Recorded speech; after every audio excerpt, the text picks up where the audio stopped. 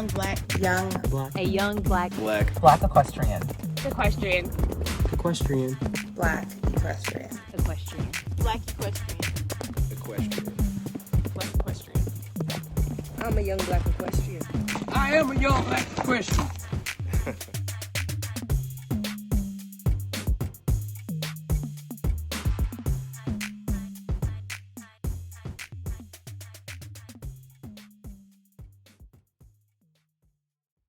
Thank you for tuning in to another episode of Young Black Equestrians. On our episode today, we have Gigi Girardeau. How are you doing today? I'm doing great. Good. Happy to be here. Yes, we are so happy to have you, and we are so happy to be able to reach a community that is also marginalized and discuss how they go together. So we're excited about that today. Okay. We have been starting our episodes off with sharing something that we are thankful for today. So if you want to go ahead and start and share something that you are thankful for. Oh, I am just happy to be sitting right here. I think of the families that are hurting and you know, people going through different things. And I'm sitting here healthy, happy, with good people. I don't take things for granted. I never do. Yeah. What are you thankful for? We got a truck for Saddle Up and Read this week, so I'm extremely thankful for that. Yes. I would say that I am thankful for the fact that we are on season 4. Like last year, we couldn't have even imagined what we have. I'm moving this over here. Everything we've got going on, you know, we didn't even imagine that it would be this successful and we'd be able to reach so many people. So I'm so thankful. We're so thankful that we are headed into season 4, and just I'm excited for what is to come and the list of people that we have to talk to. So that is what I'm thankful for. That's great. That's great. So Gigi, tell us briefly about yourself, where you're located, the horses you ride, all that. Okay. Well, horses are just a peaceful thing for me. I'm a lot older than you.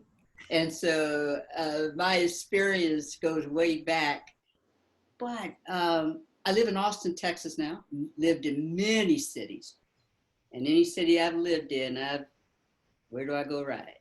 Mm-hmm. It's always been a thing. You know, always owned a horse one way or the other. You know, whether leasing or whatever. I always had to be around a horse. It was that passion. Introduced early in Girl Scout camp. And I remember that first ride. And it's almost like being by a swimming pool and they throw you in. They put me on a horse and hit the horse and I was gone. It's a wonder I ever got back on a horse again. All right. Because that was unnerving. It was a horrible experience. But at the same time, there's not a horse that scares me. Maybe it was for the better. I don't know. I don't recommend that. But that was my first experience. I used to go to camp every summer. And they had, you know, you get off the horse and you go canoeing and all the rest of that. So that was the experience. Grateful to my parents for doing that. Now, you know, have a horse and it's a lot different. I'm a lot older, like I keep telling you. Just turned 61 this year. Wow. And nowadays, my enjoyment, I could take an hour and just ride in the trees and think that I ran for, you know, the passion has changed. I'm one with the horse, I'm gliding. Mm-hmm. You know, got my earphones in, listening to a little Snoop, not kidding. But My kids tease me, but I, you know, whatever it is I'm listening to, I just gliding. Yeah. Well, since you used the word gliding, what kind of horses are you riding? Well, I have an Arabian now, and that's a good question because, of course, when you first get started, there's no one going to give you a top horse. When you're at the camp, you're getting old Betty that barely can walk, you know, looking at you like, what? You know, so, and then you're growing and growing and growing. And I've had Tennessee Walkers, which was my favorite. I'll tell you a little story about that. And then Arabians I was introduced to later. And the first one I got was a stallion. And I had him gelded, but they must have proud cut. So, you know, he still thought he was a stallion. So it was like, oh man, he had that energy, you know. But then I fell in love with them because they still had the energy and they're endurance horses and they can ride in the heat. I was in California and now I'm in Texas. Another Arabian is fitting here that they're not going to sweat all down and whatnot, and I can be out for a while. But the Tennessee Walker, the first horse I bought, they told me to show up at an office. And I thought that was kind of weird. And they said, this is the number for the horse. So I go in, walk in the office. It was a divorce proceeding. And they were both on the other side of the table with their lawyers. And they were dividing things. So when you arrived, you said what you were there for. I sat there while they argued with each other about who gets what. By the time it was over, I got $1,000. That horse was worth a lot of money, like $500 and all the tack. Because they sat there just going at each. I didn't like that. You didn't like me anyway. And I'm like this. And I walked out and I'm like, what happened?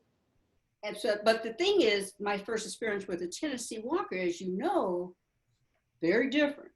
Wasn't used to the gait. Wasn't you know? And it was very awkward. And even though I had experience, every horse is learning something different. A little funny story there. A divorced horse. Well, you know what? For $500 plus his tax, I mean, I think you ended up the better half of the deal. You should have seen the tack.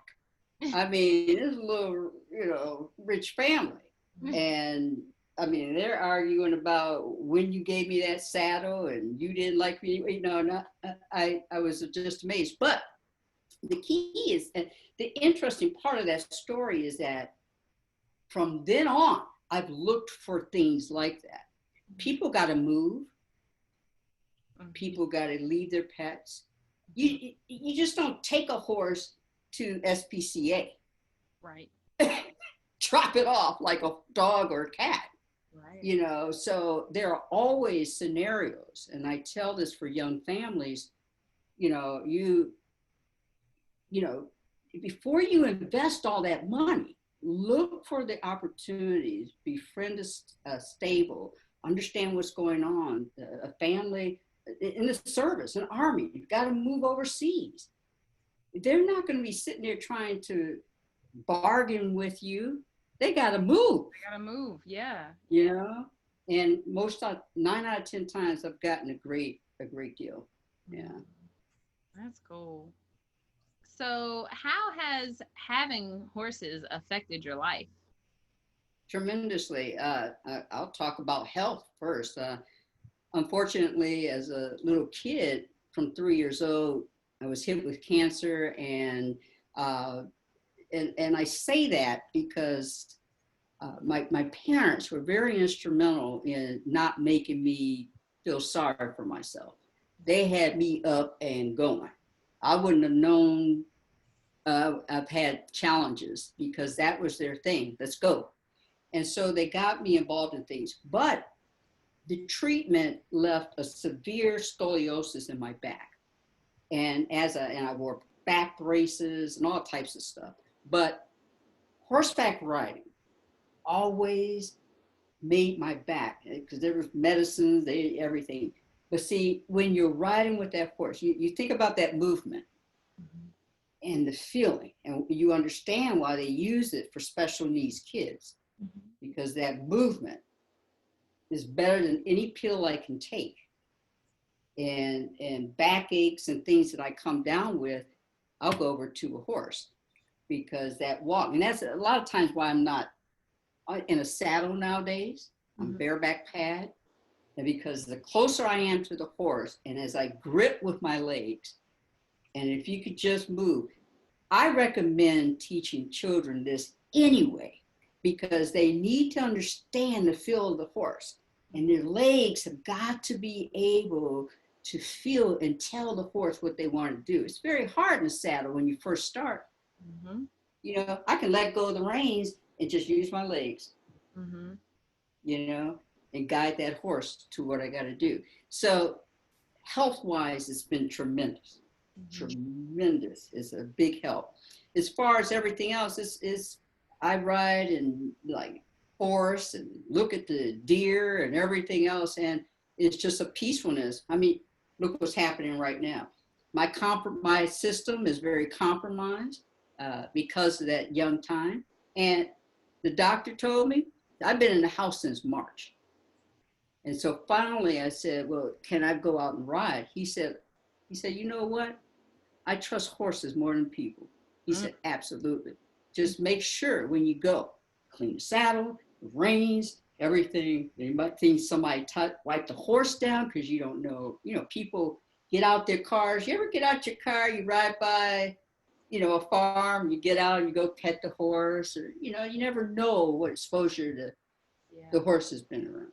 Right. So he allowed me to go back to riding, and every weekend, there I am, just sitting there. Instead of people, Yeah, So, hanging out with the horses. So how did you get into, I guess, dealing with or being around the deaf and hard of hearing community? right. Funny story. 20 years ago, I went back to school, college, and I'm raising 3 children. They want me to do a foreign language. I'm trying to get out into the work field, going after my BA. I'm going to take the easiest foreign language requirement I can. And I said, oh, sign language. No. It is equivalent, they say, to, they have different levels of foreign language. Spanish, French, kind of in stage 1. And think of sign language as stage 2. It is up there. It's very intense and very detailed. And so I didn't know this. And so as I'm taking it, I start to like it. So I go past the 2 years and I kept going. But then I graduated, and the first group that called for me was Disney World. I was in Orlando, and I went to work with them under administration and just kind of left that alone, okay? 20 years later, I said that was one of my passions. I'm going to finish what I started. I enrolled into the interpreter program and got back into it. Now, it's important to fill in that gap, because in between time, I was always, I see a deaf person, I was signing with them, but there's something they call deaf pity, thinking that deaf people need to be fixed, okay? Now I'm gonna tell you, think about not providing an interpreter right now, and I open this up to deaf people to watch. It's the same as if I took your volume away. So if you think of it that way, then people would automatically say, you know what? It's just an access problem. They need access like we need it. We turn that up. We get frustrated when, because we can't communicate. Same thing. Right. So I picked up my passion again, but this time I learned more about the deaf culture. The first time I was learning signs and signing songs, thought I was doing something. People were like, "Oh, that's so cute." Your parents were like, "My daughter can sign. Get on up." You know how your parents push you when you're dancing. Do that dance. And so my mom, dad, everybody was like, "Go up there, show." But I really wasn't understanding the deaf culture. So if you equate that to when you're talking to a white person and you're trying, you don't understand why they don't understand our struggle. They're not Black. Mm-hmm. Okay? Now, can they be sensitive? Yes. Can we be sensitive to the deaf community? Yes. Do I want a white person pitying me? No. Same thing. Just understand. So we're right here. So it's the same thing with the deaf community.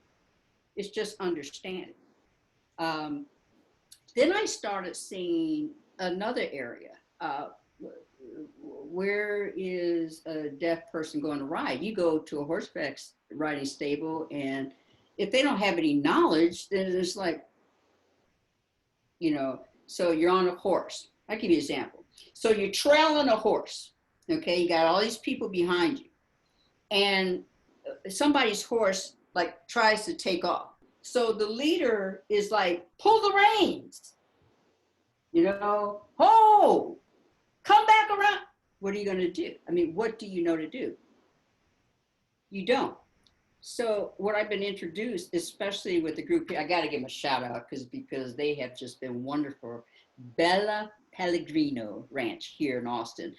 What they have done is, you will have that leader, but then the other person can, ride down the line and make sure everybody's fine. Somebody needs to communicate with somebody, Mm-hmm. then you can. So there's always something you can do. You just don't quit. So that means, like I was telling you, you open up to a whole new audience, and 9 out of 10 times what I've seen is that deaf community will be loyal when they know that you understand, not pity. Right. You understand.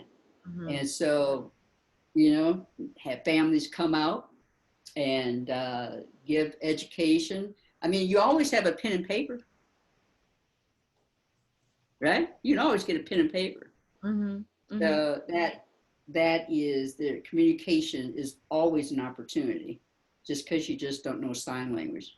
And, it becomes a passion, just like the horses. So blending the two became natural. As we were talking with the interpreter there, Eric, who was telling us that it's the same struggle, is in the horse world as exposure. So it's easy to understand. Mm-hmm. When I was young, I used to go to stables, and the treatment from, little white privileged young ladies who got ponies for their birthday, and I didn't have the fancy tack and all that. Mm-hmm. But the treatment was horrendous. Mm-hmm. Okay. I felt like the outsider. I was always in the back. I was always, it was always like that. Right. And so having that sensitivity, especially with the deaf community, I understand. Mm-hmm. I really understand. Later, I got, my children, my daughter, my oldest daughter took to it. My middle daughter's like, mm-mm. And my son loved too, but my first daughter, she would basically live at the stable. I mean, it was in her blood too. Mm-hmm. But, exposure. Yeah. So I know a lot of times when we're talking to like people who work with therapeutic riding stables, programs, whatever, we often talk about how we have this understanding that there's an expectation of nonverbal communication with our horses. I have a friend who teaches autistic kids in the school system. And we often talk about how, just the different ways to communicate. It's not really that one is harder than the other. It's that you kind of just have to be creative with it, and kind of have that expectation or understanding, like, this person understands differently, this horse understands differently. So it's interesting, when people are like, oh, I don't get it, and it's like, well, you ride a horse, how do you communicate with that horse to get it to understand what you're trying to say? So in speaking with, as you were talking, it kind of made me think of that, just having that, the concept of nonverbal communication is not unheard of in the horse community. That is exactly what people train to do. So including or creating a space for inclusivity for deaf and hard of hearing people isn't that far off. Yeah, I used to teach special needs kids at stables.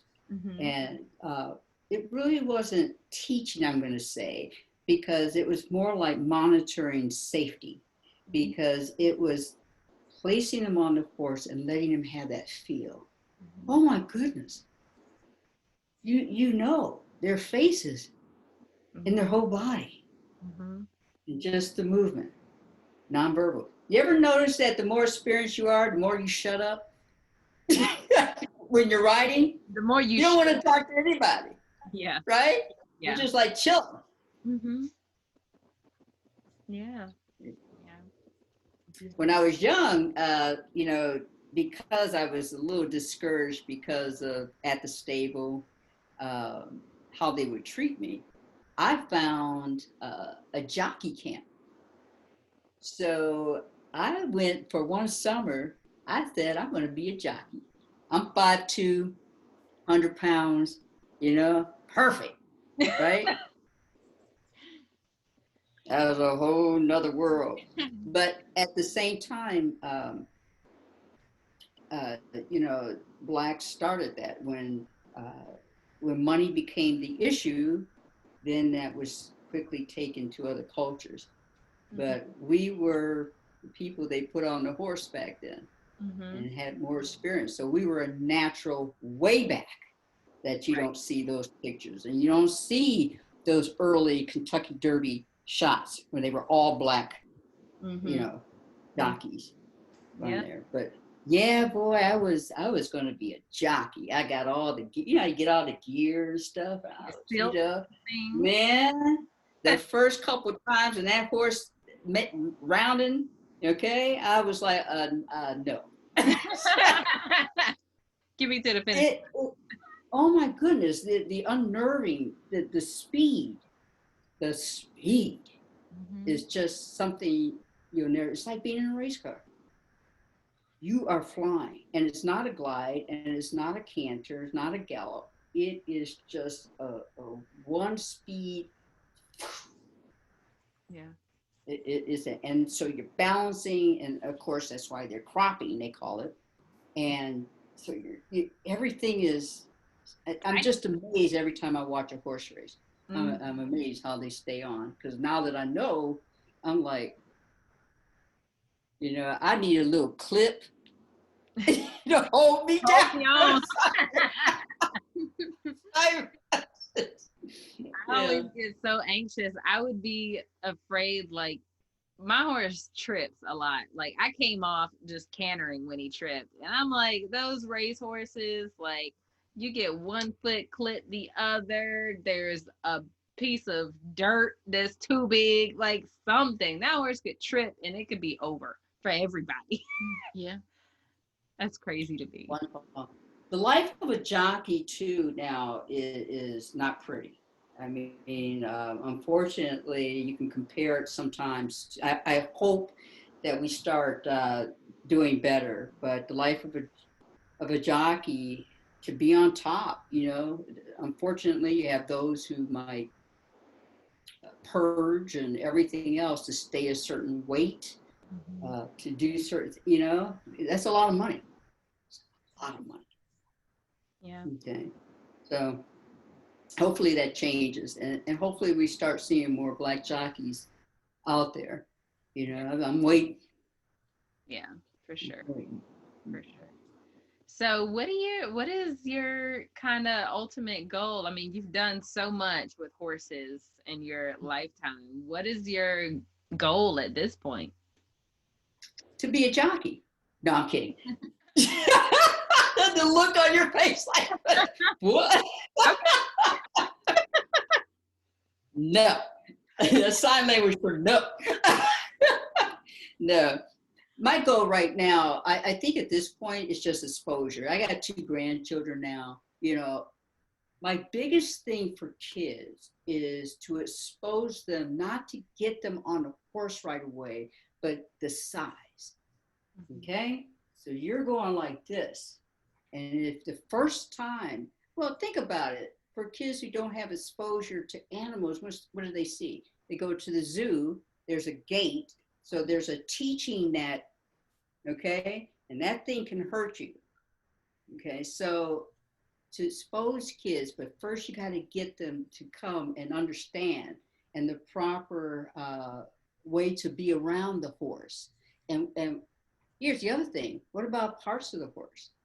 If I scratch right here, what does that feel like? Just like a dog, where to scratch to get them to, go crazy.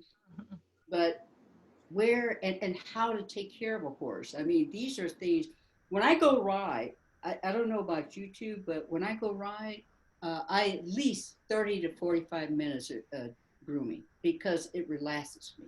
Mm-hmm. Not because I got to get the horse ready. I'm not, after a while, I'm not trying to be in a show or something. Right. Just that feeling. Mm-hmm. So exposure for people who haven't received it. And so when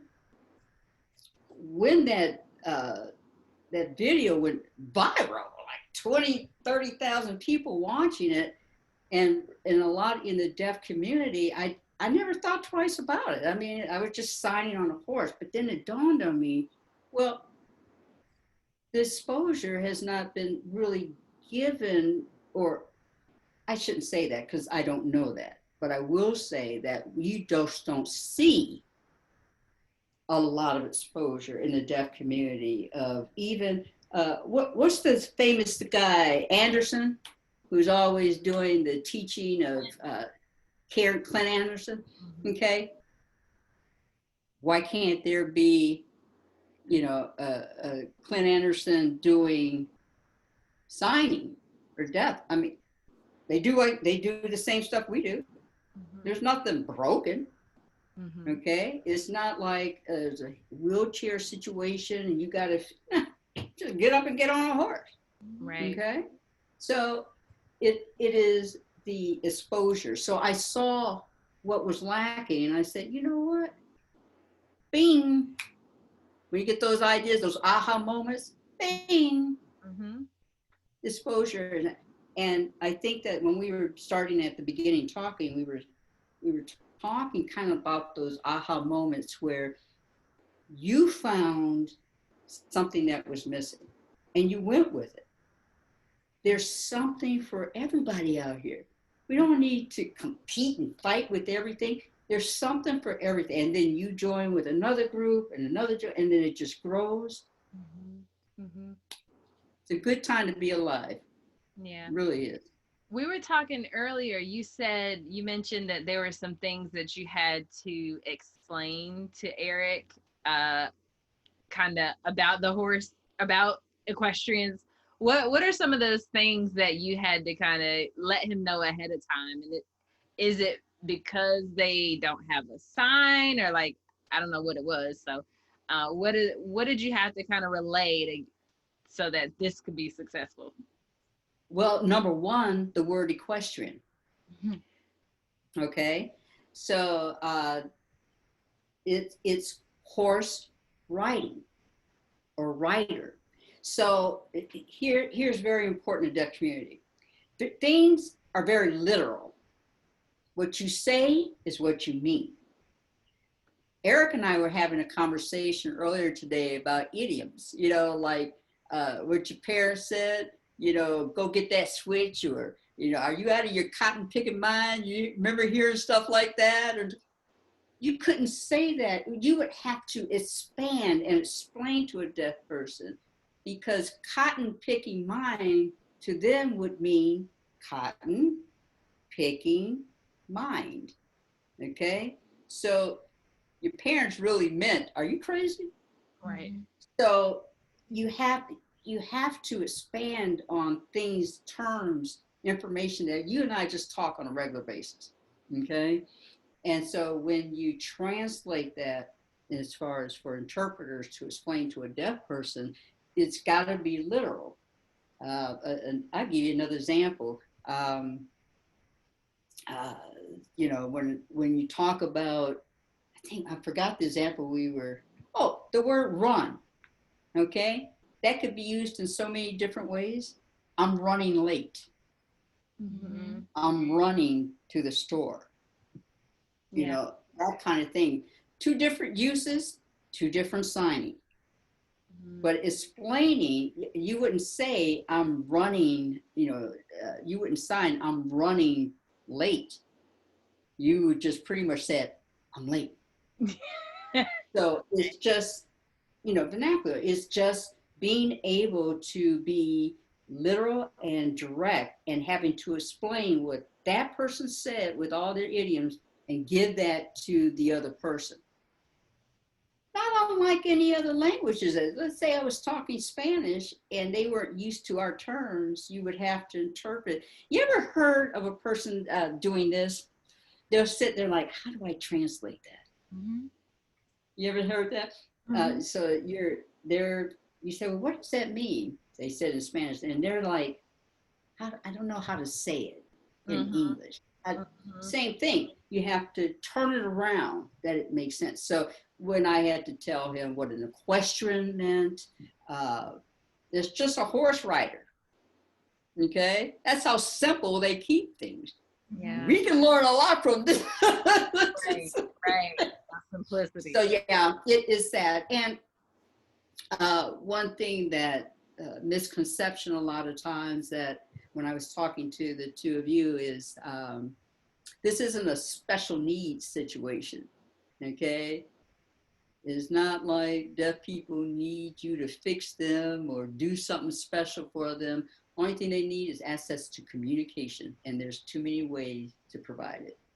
Right. And so bringing the two together, it's not even something we would be sitting and discuss 5-10 years from now. It would just be. Mm-hmm.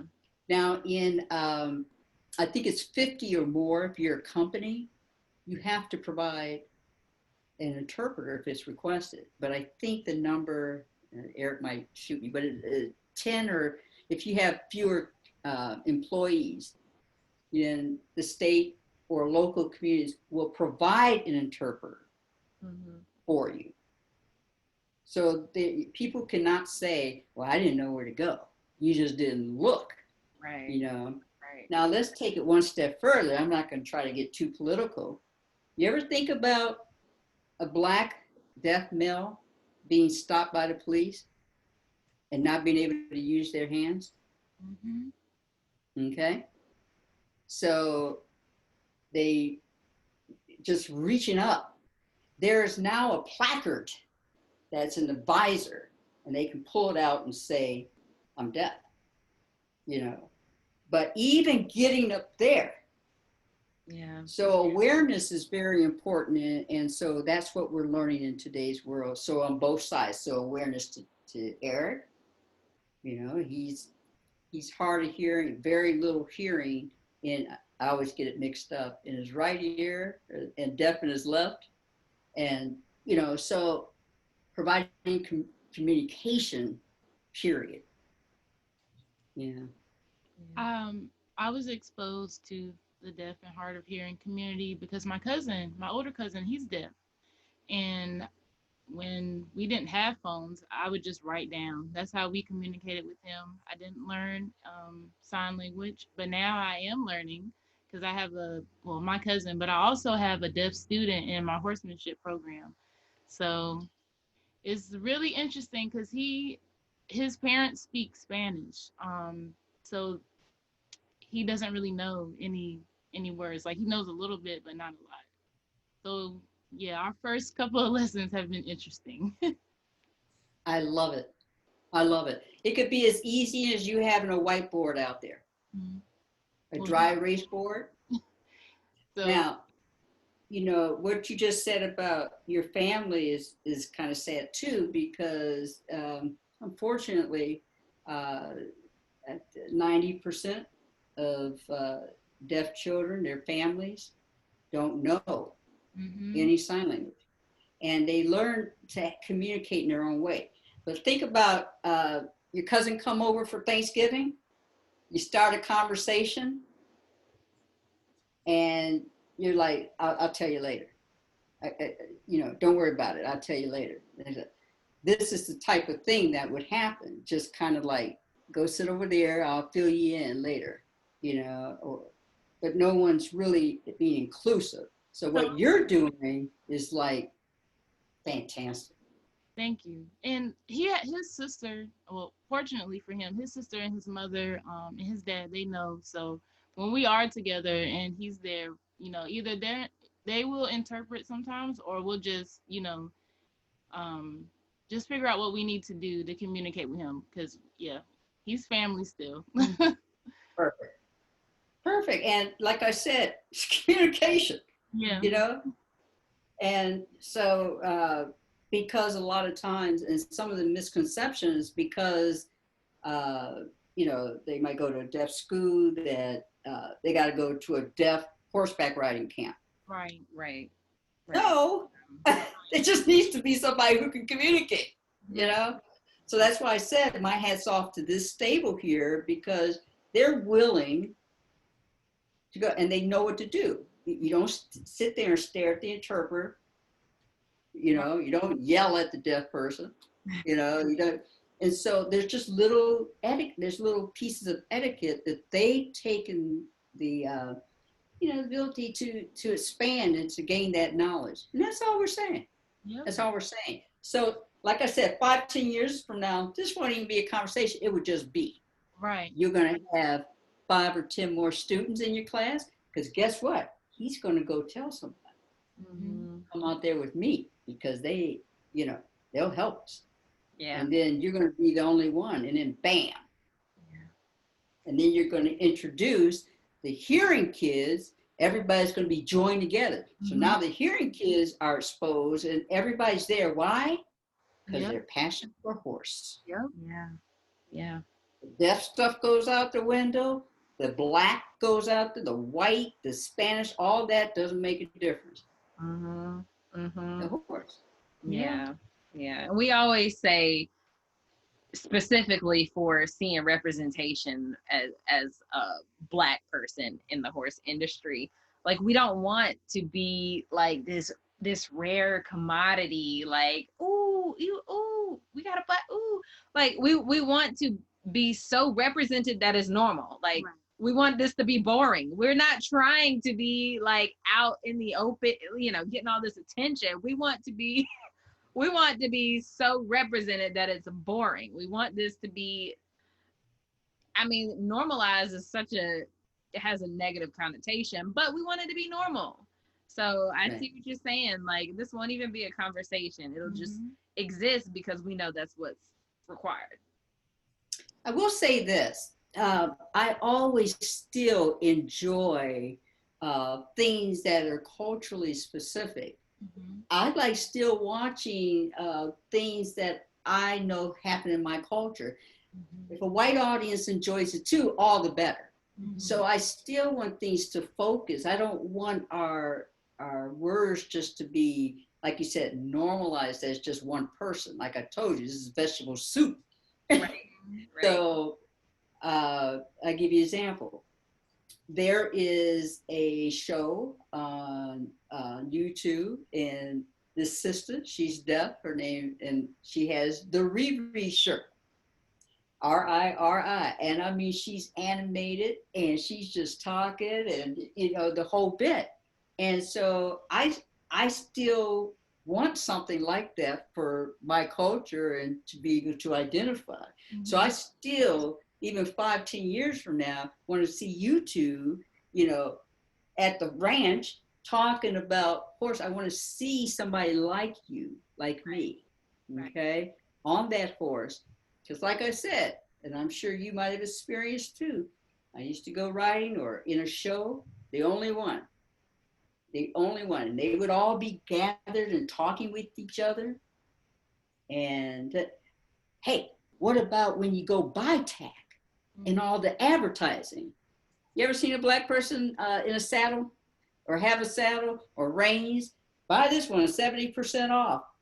Yes, no, we don't see them ever. We talk about that so much, just representation and marketing. It's just so one-sided. Exactly. But believe me, they know the power of a dollar. Mm-hmm. And once they start seeing and see the exposure, you will. You will. You got that right. You have any more questions for Gigi? Is how you have your hair now, how you always wear your hair. It's so beautiful. I know. I was looking at it. Every time you turn your head, I'm like, Thank you. You know, black women always have a story. Okay. Look, are you really going to ask that? Because next week it could be different. Right? Next week could be a lot. But late because of COVID, to answer your question, because of COVID, yeah. Now I can pull it up, but let's talk about, I'm very safety conscious now. Mm-hmm. And, you know, under the helmet, and please wear a helmet. I'm an experienced rider. I hate the way my pictures might show sometimes with that helmet on, but come on now. One bump, one at the wrong, going through a bush, and that horse makes a sudden move and the trunk of the tree hits right there. Mm-hmm. You're gone. So a helmet. Anyway, it can come down and I put the helmet on easily, that kind of thing. But you know, as you get older, you get those little flashes and stuff. So I gotta go up. So thank you for that. But I usually low maintenance, especially because going to the saddle. Mm-hmm. And I say going to the saddle, but you know what I mean. I always say that I'm going to the saddle. It's my little term. Yeah. In other words, I'm going riding. Yeah. Well, that's good. That's good. Well, do you have any advice or gems you would like to share for any aspiring equestrians, anyone who is looking to get into learning sign language, anything you can add? Well, I'm going to add it for both. I'm going to say, let's take the sign language first. Sign language, like I just said, 90% of those families, they don't have somebody, you know, they're able to talk to. They can communicate within the family. So especially if you have a deaf family member, just learn something, okay? Now I'm going to take it a step further. I'm so glad that schools, even as far as 20 years ago, has started including it as being a foreign language requirement. So now you could take that as a foreign language. But more importantly, think about your businesses. Mm-hmm. Just by doing this, you're going to have so many people coming behind you, especially if you continue to provide an interpreter. They're loyal, just like black people are. When we see some black people, when it first started on TV, it was like, oh, there's some black people on there. And we would go back and watch. The Cosbys, okay? You know? So same thing. When you are sensitive to me, I'm going to follow you. So I would say whenever you can, be inclusive. And so I just love that you're being inclusive at the stable and getting kids out, not disability, throw that word out, that just need hearing help or support or whatever you want to call it. They need to communicate. Right. That's number 2 on that. Now, let's talk about the horse. It's exposure. When you take somebody out, When I'm out, I see so many Black people coming out now. You know, I'm very impressed with how many Blacks I see coming out to ride. You know, they look a little hesitant, you know, it might be their first time and whatnot. But guess what? When they see me out there, we connect.